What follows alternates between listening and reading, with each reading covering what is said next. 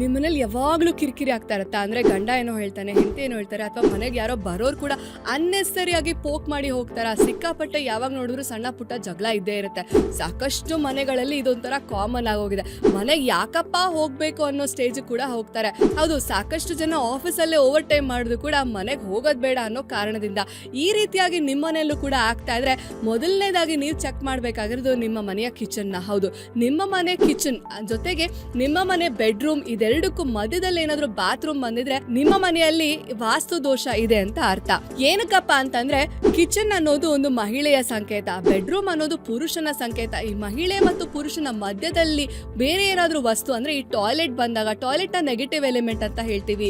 ಈ ರೀತಿ ಆದಾಗ ಗಂಡ ಹೆಂಡತಿ ನಡುವೆ ಸಿಕ್ಕಾಪಟ್ಟೆ ಪ್ರಾಬ್ಲಮ್ಸ್ ಆಗತ್ತೆ. ಸಣ್ಣ ಸಣ್ಣ ವಿಷಯಕ್ಕೂ ತುಂಬಾನೇ ಕಿರಿಕಿರಿ ಆಗೋದು ಕಾಮನ್ ಆಗೋಗುತ್ತೆ. ಇದರಿಂದ ಪರಿಹಾರ ಬೇಕು ಅಂದ್ರೆ ಮೊದಲನೇದಾಗಿ ನೀವು ಟಾಯ್ಲೆಟ್ಗೆ ವಾಸ್ತು ಕರೆಕ್ಷನ್ ಮಾಡಬೇಕು, ಅಥವಾ ಅದನ್ನ ನೀವು ಸ್ಟೋರ್ ಆಗಿ ಕನ್ವರ್ಟ್ ಕೂಡ ಮಾಡ್ಕೋಬಹುದು. ಹೊಸದಾಗಿ ಮನೆ ಕಟ್ತಾ ಇದ್ರೆ ಬೆಡ್ರೂಮ್ಗೂ ಕಿಚನ್ಗೂ ಮಧ್ಯ ಟಾಯ್ಲೆಟ್ ಅನ್ನ ಕಟ್ಟಬೇಡಿ.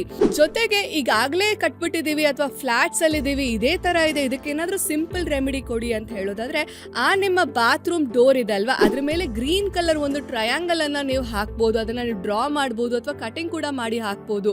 ಎರಡಕ್ಕೂ ಮಧ್ಯ ಗ್ರೀನ್ ಕಲರ್ ಟ್ರಯಾಂಗಲ್ ಬಂದಾಗ ಪ್ರಾಬ್ಲಮ್ ಸ್ವಲ್ಪ ಮಟ್ಟಿಗೆ ರೆಡ್ಯೂಸ್ ಆಗುತ್ತೆ. ಅಂಡ್ ಇನ್ನೂ ಸ್ವಲ್ಪ ಪ್ರಾಬ್ಲಮ್ ರೆಡ್ಯೂಸ್ ಮಾಡೋದಕ್ಕೆ ಈ ಸ್ವಿಚ್ ಕೋಡ್ ಯೂಸ್ ಮಾಡಿ. Switch code HOOPONO. ಇದನ್ನ ನೀವು ಕ್ಯಾಪಿಟಲ್ ಲೆಟರ್ಸ್ ಅಲ್ಲಿ ಗ್ರೀನ್ ಕಲರ್ ಪೆನ್ ಅಲ್ಲಿ ನಿಮ್ಮ ಒಂದು ಕಿಚನ್ ವಾಲ್ ಮೇಲೆ, ಬಾತ್ರೂಮ್ ಡೋರ್ ಮೇಲೆ ಅಥವಾ ಬೆಡ್ರೂಮ್ ವಾಲ್ ಮೇಲೆ, ಎಲ್ಲಿ ಕಾಮನ್ ವಾಲ್ ಬರ್ತಾ ಇರುತ್ತೋ ಅಲ್ಲಿ ಬರೀಬಹುದು. ಇನ್ ಕೇಸ್ ಇದೇ ರೀತಿಯಾದಂತ ಸಮಸ್ಯೆ ನಿಮ್ಮ ಮನೆಯಲ್ಲೂ ಆಗ್ತಾ ಇದೆ, ಆದ್ರೆ ಈ ರೀತಿಯಾದಂತ ವಾಸ್ತು ಸಮಸ್ಯೆ ನಿಮ್ಮ ಮನೆಯಲ್ಲಿ ಇಲ್ಲ ಅಂದ್ರೆ ಆಗ ನೀವು ಯೂಸ್ ಮಾಡಬೇಕಾದಂತ ಸ್ವಿಚ್ ಕೋಡ್ 428.